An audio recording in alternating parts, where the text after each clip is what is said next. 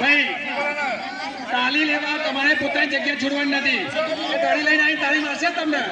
તાળી માટે તો આપણે ઉપર આવી છીએ અને હું આપી દેશે એવું તો રેડી તમે દૂર કરો ના પાછો જવું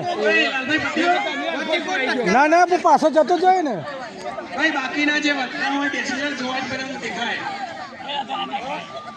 આપણા ગાર્ડન છે. રેડી 1 2